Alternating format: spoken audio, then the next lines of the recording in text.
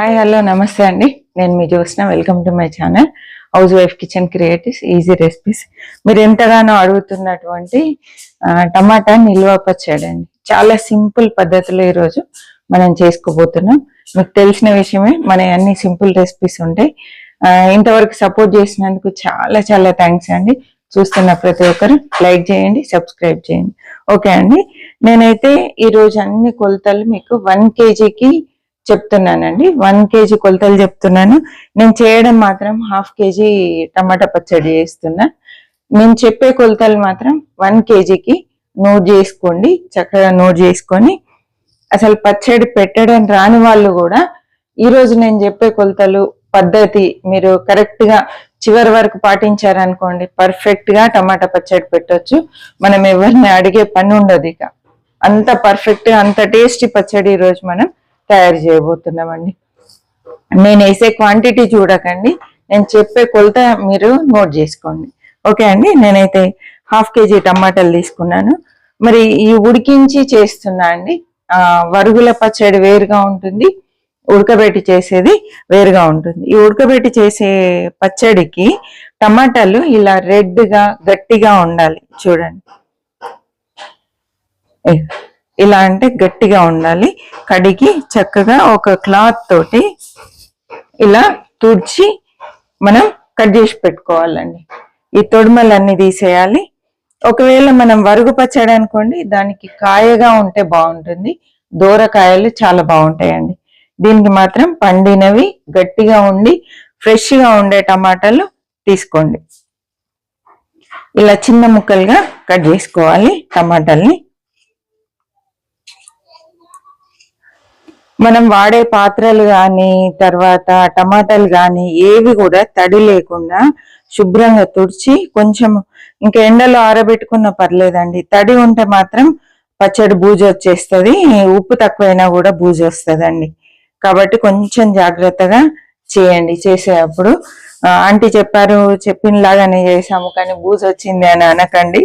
ఎందుకంటే మనం పాటించే పద్ధతి కూడా ఇంపార్టెంటే, అంటే తడి లేకుండా చూడడం కూడా ఇంపార్టెంటే అండి. కాబట్టి జాగ్రత్తగా చేసుకోండి చేసేది. నేనైతే స్టవ్ ఆన్ చేస్తున్నాను. ఒక కడాయి తీసుకున్నా అండి. ఇందులో కొంచెం జస్ట్ కొంచెం ఒక టేబుల్ స్పూన్ వరకు ఆయిల్ వేసుకుందాం. మరి ఎక్కువ అవసరం లేదండి. నేను 1 టీ స్పూన్ పసుపు తీసుకున్నా, అందులో కొంచెము పసుపు వేస్తున్నా. ఇప్పుడు మనం కట్ చేసి పెట్టిన టమాటాలన్నీ ఈ కడాయిలో వేసేద్దాం.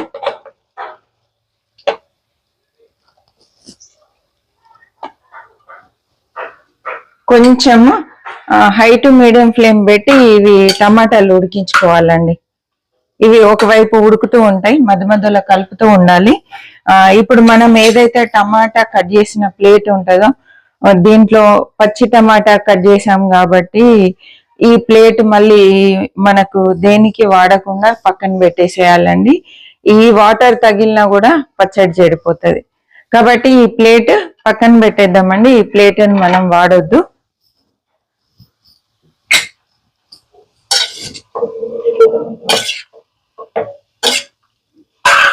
టమాటా ఉడికించే పాత్ర కొంచెం మందంగా ఉండాలి. కడాయి ఏ కడాయి తీసుకున్నా పర్లే అండి, కొంచెం మందంగా ఉండేది తీసుకోండి. పులుపు కాబట్టి స్టీల్ వాటిలలోనే బెటర్. ఇక్కడ టమాటాలు ఉడుకుతూ ఉంటాయి. ఇక్కడ తాలింపు వేసుకుందాం, ఎందుకంటే తాలింపు మనకు చల్లారాలి కాబట్టి తాలింపు వేసుకుందాం. దీనికి ఎక్కువ మసాలాలు పట్టవు. ఇక్కడ చూడండి, ఇది మెంతుల పొడి వేంపి పొడి చేసిన పౌడర్ అండి. మెంతులు చక్కగా వేంపుకోవాలి. వేంపిన తర్వాత పొడి చేయాలి. అది ఒక 1 టీ స్పూన్, 1 kgకి 1 టీ స్పూన్. జీలకర్ర పొడి కూడా వేంపి పొడి చేసి 1.5 టీ స్పూన్ జీలకర్ర పొడి తీసుకోవాలి. ఇది కూడా చక్కగా జీలకర్ర వేంపిన తర్వాత పొడి తీసుకోవాలండి. ఇంకా దీనికి ఆవ పొడి వేయద్దు. ఎందుకు అంటే ఆవ పొడి వేయడం వల్ల పచ్చడి కొంచెం చేదులాగా వస్తుందండి. ఈ టమాటా పచ్చడికి జీలకర్ర పొడి మెంతి పొడి ఇంపార్టెంట్, ఆవ పొడి వేయరు. ఆంటీ మేము వేస్తాము అంటే పర్లేదు, మీరు వేసుకునే వాళ్ళు వేసుకోండి. నాకు తెలిసిన పద్ధతి నేను చేసే విధానం చెప్తున్నానండి. ఒక్కసారి ఈ పద్ధతిలో కూడా మీరు ట్రై చేయండి, చాలా టేస్టీగా ఉంటది. ఇంకొక కడాయి తీసుకొని ఇందులో నూనె పోస్తున్నాను. కేజీ టమాటాలకి పావు కేజీ ఆయిల్ పడుతుందండి.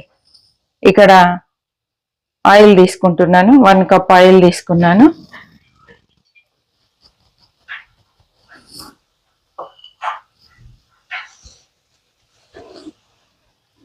ఇక్కడ చూడండి, కేజీ టమాటాలకి పావు కేజీ సాల్ట్, మీరు తినే దాన్ని బట్టి, అంటే పావు కేజీ కంటే కొంచెం తక్కువ, కేజీకి ఇక్కడ వరకు ఈ 3/4 గ్లాసు కారం వేసుకోవచ్చు, 3/4 గ్లాసు సాల్ట్ వేసుకోవచ్చు అండి.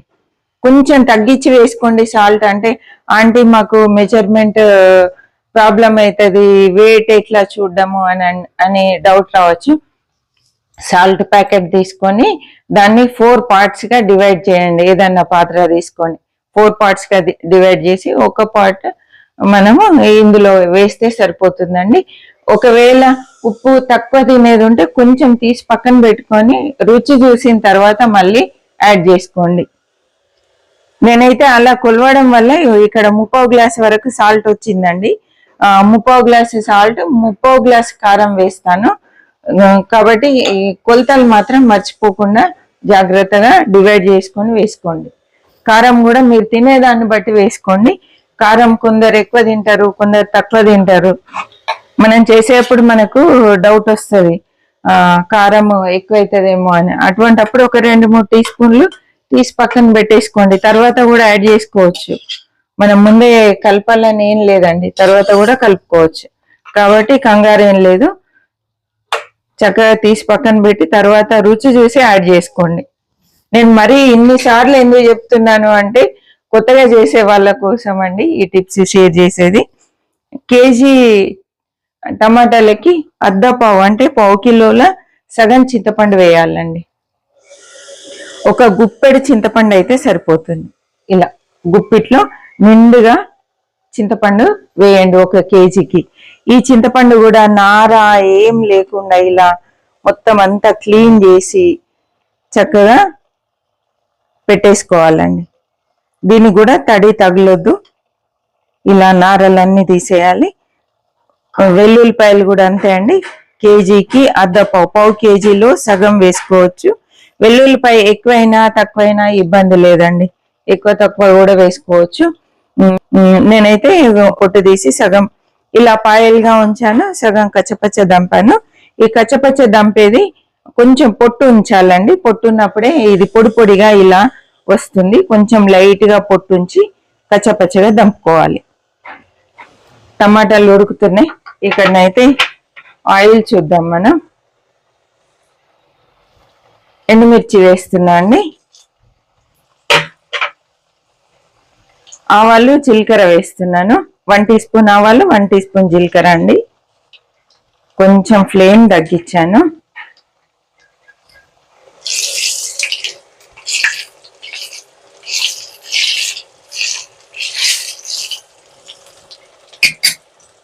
ఇప్పుడు ఇందులో వెల్లుల్లిపాయలు వేయాలి. వెల్లుల్లిపాయ అంతా ఒకేసారి వేయొద్దండి, కొంచెం కొంచెంగా వేయాలి. ఎందుకంటే పొంగు వస్తుంది, పొంగు వచ్చి మొత్తం ఆయిల్ అంతా బయటకు వచ్చేస్తుంది. అందుకే తాలింపు చేసేటప్పుడు కొంచెం పాత్రలు పెద్దవి పెట్టుకోండి. పులుపు కూరలు, చారు కానీ, చింతపండుతో చేసేటివి కానీ, మామిడికాయతో చేసేటివి కానీ, ఇలాంటి పులుపు చేసినప్పుడు మాత్రం పొరపాటున కూడా అల్యూమినియం వాడకండి.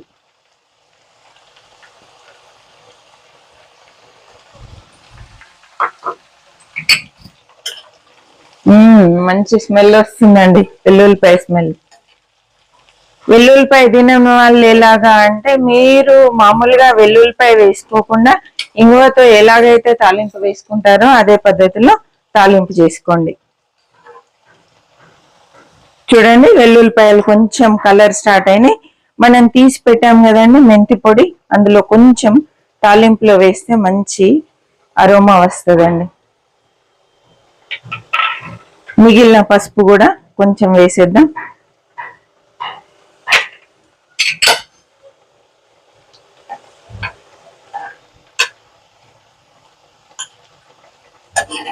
వెల్లుల్లిపాయలు గోల్డెన్ కలర్ వచ్చినాయంటే తాలింపు రెడీ అయినట్టే.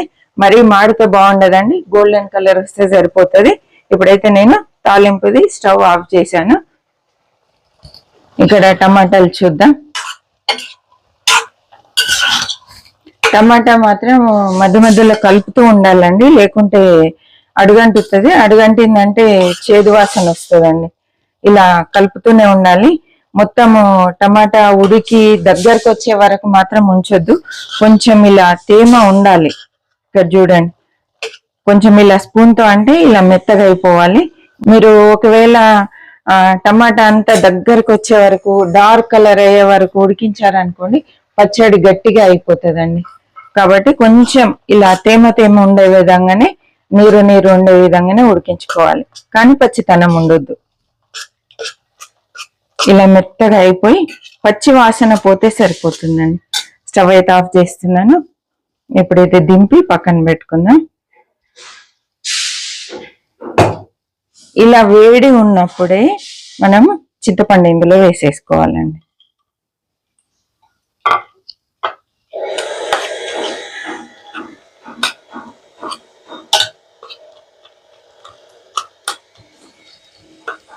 ఇలా చింతపండు అంతా లోపలికి పోయే విధంగా ఇలా అంటే ఈ టమాటాలు చల్లారే లోపు చింతపండు నానిపోతుందండి. ఇదంతా చల్లారాలి. చల్లారే వరకు ఆగుదాము. ఇప్పుడు మిగిలిన పసుపు కూడా ఇందులో వేసేస్తున్నాను.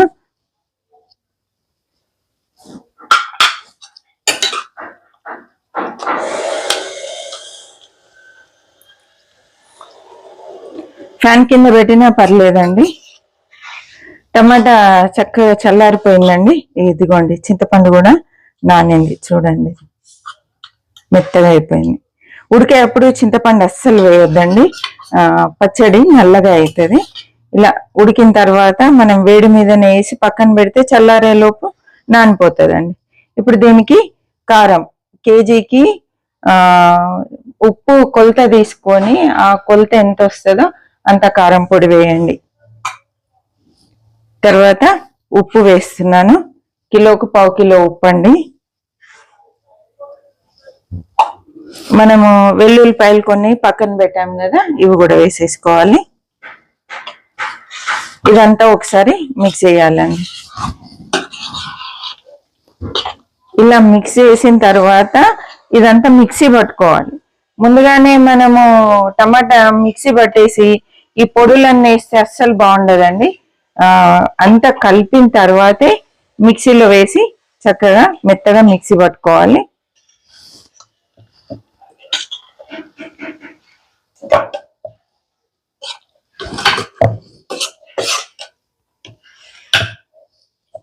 రెండు సార్లకు అయిపోతుంది.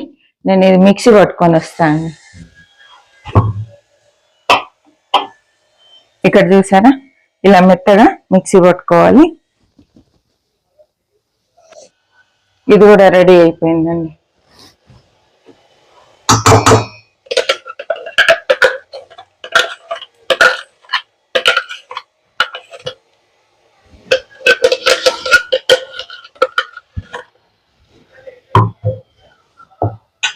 ఇప్పుడు ఇందులో జీలకర్ర పొడి, తర్వాత మెంతి పొడి వేసేసుకోవాలి. చల్లారిన తాలింపు అండి.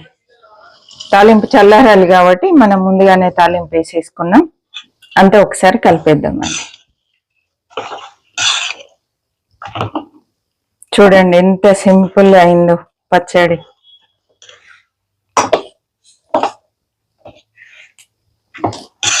ఉప్పు కారంది అసలు టెన్షనే అవసరం లేదండి. తక్కువైంది అనుకోండి, ఈ టైంలో కొంచెం టేస్ట్ చూసి మనము చక్కగా ఉప్పు వేసుకోవచ్చు, కారం కూడా కలపొచ్చండి. ఇలా కొంచెం ఇట్లా లిక్విడ్ లాగా ఉండాలి టమాటా పచ్చడి. గట్టిగా అయిపోతే అస్సలు బాగుండదు. నూనె ఎక్కువైంది అనిపించవచ్చు మీకు. టమాటా పచ్చడిలో మనం కలుపుతూ ఉంటే నూనె మొత్తం పచ్చడిలో కలిసిపోతుందండి. నాకైతే ఊరిళ్ళు వస్తున్నాయి. వేడన్నంలో తింటే ఇంకా చెప్పరాదు, అంత సూపర్ గా ఉంటది. మీకు ఈ పచ్చడి ఎలా అనిపించింది ఏంటి అనేది తప్పకుండా కామెంట్ చేయండి. ఇదైతే మంచిగా తడి లేని డబ్బాలో వేసేసి గాజు పాత్రలో వేసి పెట్టుకున్నామంటే 1 year వరకు కూడా చెడిపోకుండా ఉంటది. ఫ్రిడ్జ్ లో పెట్టాల్సిన అవసరం కూడా లేదండి. ఉప్పు కరెక్ట్ గా ఉంటే మనం బయట పెట్టుకున్న రుచి మారదు, చెడిపోదు. తడి స్పూన్ ఎప్పుడు కానీ పచ్చడి తీసేటప్పుడు పెట్టొద్దు. డ్రై స్పూన్ తోటే మనం పచ్చడి వేసుకోవాలి. కొన్ని చిట్కాలు జాగ్రత్తలు పాటిస్తే సూపర్ టేస్టీ టమాటా పచ్చడి ఈ సీజన్ లో మీరు సొంతగా పెట్టుకోవచ్చు. తప్పకుండా ఇది ట్రై చేయండి. ఎలా అనిపించింది ఏంటి అనేది కామెంట్ చేయండి. కొత్తగా చూస్తున్న వాళ్ళు సబ్స్క్రైబ్ చేయండి. చూస్తున్న ప్రతి ఒక్కరు లైక్ చేయండి, కామెంట్ చేయండి.